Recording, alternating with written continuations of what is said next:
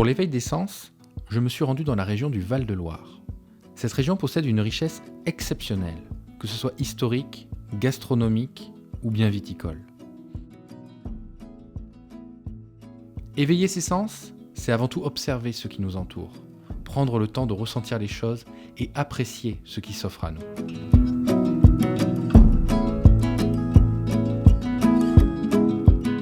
Bienvenue au Château de la Grille, à Chinon. Avec Christophe Baudry, nous avons repris l'exploitation du Château de la Grille en 2009. Et ici, on a toujours appelé le Château de la Grille l'exception du Chinon. Donc nous essayons d'être à la hauteur de cette promesse. Et nous produisons en particulier des vins rouges de Chinon, et puis un petit peu de vin rosé et quelques fines bulles aussi. Le vignoble du Val-de-Loire est l'un des vignobles les plus septentrionaux, c'est-à-dire les plus au nord de la zone de production de vin en France. En ça, les vins sont très particuliers, on a une expression plus fraîche, plus aromatique des cépages. Mais d'ailleurs, ce qu'on dit, c'est que pour qu'un cépage soit dans sa meilleure expression, il faut qu'il soit cultivé au nord de sa zone de culture. Et le Val-de-Loire étant au nord de la zone française, on est au meilleur endroit pour produire des vins frais et aromatiques.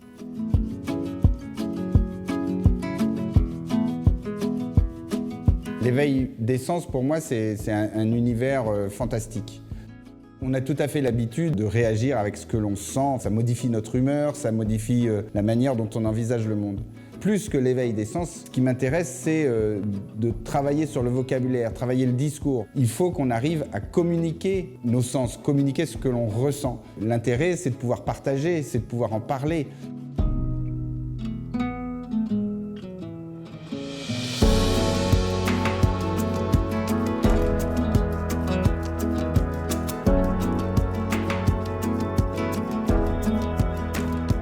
J'ai pu y explorer les magnifiques troglodytes, dériver au fil de l'eau en tout cabanet, déguster la multitude de styles de vin et les sublimer dans des accords gastronomiques. Le Val-de-Loire est définitivement la région parfaite pour éveiller ses sens. Toute la richesse du savoir-faire à la française s'y exprime.